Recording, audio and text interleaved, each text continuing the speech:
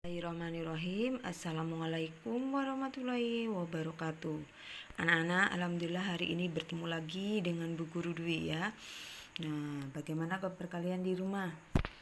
Semoga semua sehat ya anak-anak. Amin. Nah, anak-anak, pada pertemuan hari ini kita akan belajar tentang menyampaikan perbandingan pengetahuan lama dan baru dari teks non fiksi ya. Nah, anak-anak perlu diketahui bahwa di dalam menyampaikan perbandingan pengetahuan lama dan baru ya, itu kita bisa menggunakan tabel ataupun diagram. Nah, adapun fungsi dari masing-masing. Nah, di sini bisa lihat ya bahwa tabel itu kegunaannya akan memudahkan di dalam membandingkan hal-hal yang kamu ketahui sebelum dan setelah membaca teks. Jadi ketika kita menggunakan tabel kita akan mudah di dalam membandingkan dua hal ya, karena berbentuk tabel ya. Nah, di sini sedangkan diagram itu kegunaannya yaitu akan memudahkan di dalam menyampaikan pengetahuan lama dan baru, tetapi setelah kita membaca teks non fiksi tuh ya.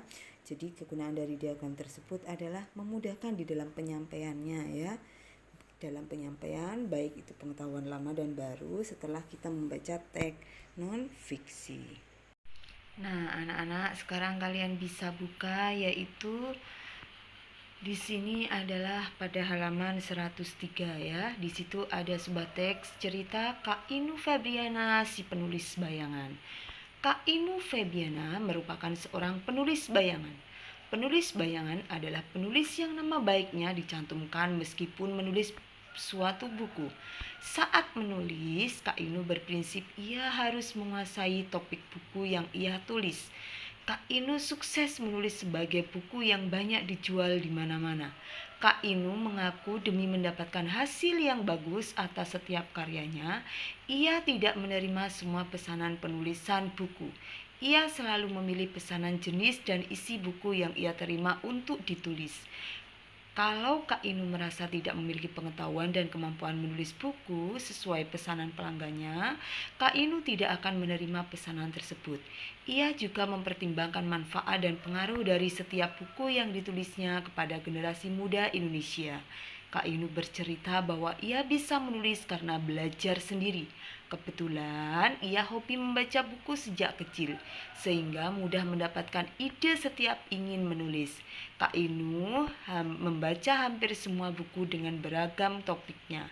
Hal ini dilakukan sebagai langkah untuk memperkaya wawasan sebagai penulis. Menurutnya, membaca merupakan modal utama seorang penulis. Nah, anak-anak, berdasarkan cerita tadi tentang Kak Inu Febriana, nah sekarang kita coba jawab pertanyaan satu-satu. Nah, soal nomor 1, apa cita-cita Kak Inu? Nah, cita-citanya apa anak-anak? Yaitu sebagai penulis bayangan. Kemudian ya, yang kedua adalah sebagai penulis, apa yang dilakukan Kak Inu agar tulisannya bagus? Nah, apa yang dilakukan oleh Kak Inu di situ? Yaitu ia melakukan tidak menerima semua pesanan penulisan buku. Ia hanya memilih pesanan jenis dan isi buku yang ia terima saja ya. Kemudian nomor 3, bagaimana cara Kak Inu belajar menulis? Nah, bagaimana caranya? Yaitu ia belajar sendiri. Nah, kebetulan ia hobi membaca buku sejak kecil sehingga mudah mendapatkan ide di setiap dia ingin menulis. Kemudian nomor 4, apa modal utama seorang penulis menurut Kak Inu? Yaitu modal utamanya yaitu membaca. Kemudian selanjutnya buku apa saja yang dibaca Kak Inu dari menurut cerita tadi?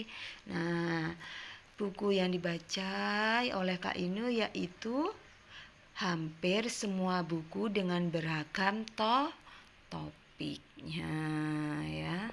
Nah, anak-anak, sampai di sini dulu untuk pembelajaran kita pada pagi hari ini ya.